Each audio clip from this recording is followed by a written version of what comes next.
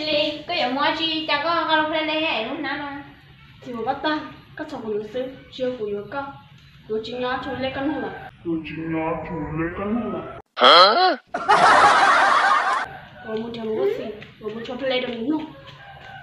Nó Chile.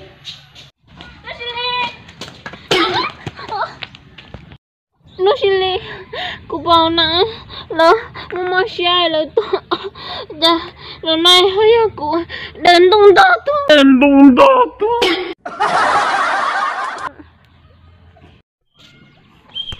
Hả?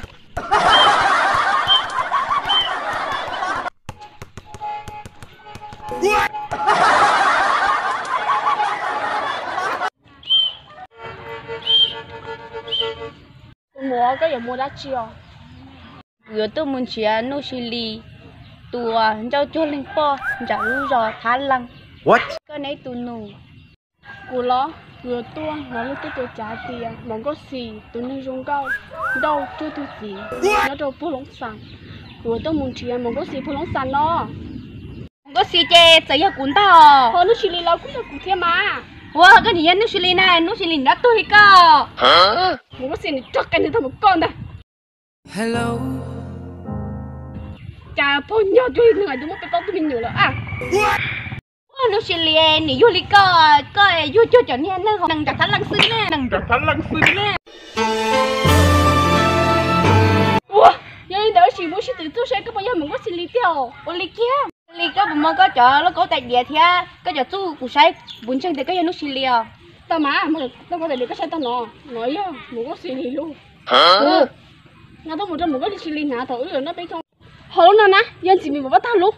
Ủa, có một trò biết sao nằm mất to rồi. Một gì một bắt tao chịu. Một tí nga tôi đâu, mong có gì nè giải bên được chúng nó cho xong hả? Chỉ có chợ chú của sai hết nè. Tao cơ, giờ đi được cái sao nè? Cô bảo nè, tôi tin được trả tiền nước xử lý chơi chua play sổ trả tao chấp lại. Tập của hắn đâu cho tôi bao nhiêu là vì đó khỏi là chưa của xia. Tôi tin được trả tiền một cái gì đâu, chưa lần vào. Tôi tin tôi phụ thái lần tua, chỉ là phun tôi cho xe lông sàn. Ok. Chile để có chợ khô lý cơ nè. Hả? Thế của mặt hồ, thế tiền gì mà bắt tay chỗ của mặt hồ cho đâu mà nhìn gì mình bắt tay sao thế chắc không lo rồi. Rất sai cha.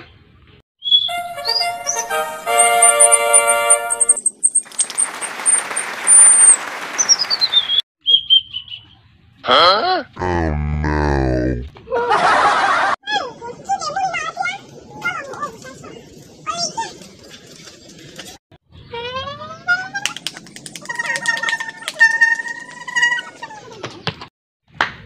Đấy là nước Chile.